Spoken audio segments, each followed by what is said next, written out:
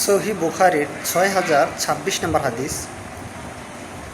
হাদিসের ভাবে ইমাম বুখারী রহিমাহুল্লাহ তিনি লিখেছেন যে মুমিনদের পারস্পরিক সহযোগিতা অধ্যায়, এইভাবে তিনি উল্লেখ করেছেন। মানে বুঝাতে চেয়েছেন যে পরস্পর একজন মুমিন আরেক মুমিনকে বিভিন্নভাবে তার পাশে দাঁড়াবে, তার সহযোগিতা করবে।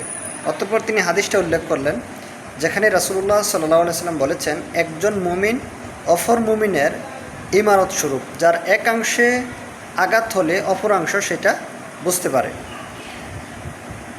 একজন মুমিন আরেক মুমিনের ইমারত স্বরূপ। রাসূলুল্লাহ সাল্লাল্লাহু আলাইহি ওয়াসাল্লাম উদাহরণ দিতে গিয়ে দুইটা আঙ্গুল একত্রিত করলেন, দুই আঙ্গুল একত্রিত করে এটাকে বুঝিয়ে দিলেন যে এই দুইটা আঙ্গুল যেরকম একটার সাথে আরেকটা লেগে থাকবে, ঠিক অনুরূপভাবে একজন মুমিন আরেক মুমিনের এরকম কাছাকাছি থাকবে। মানে তার কোনো ক্ষতির সময়, তার বিপদের সময়, তার কখনো কোনো কিছুর প্রয়োজন হচ্ছে কি না, যদি যাকে আল্লাহ যেভাবেই সুযোগ দিয়েছেন সেইভাবে তার সেই সুযোগকে আল্লাহর জন্য কাজে লাগাবে। আল্লাহ সুবহানাহু ওয়া তাআলা আমাদেরকে পরস্পর একে অন্যের প্রতি সদয় হওয়ার তৌফিক দান করুন। আমিন।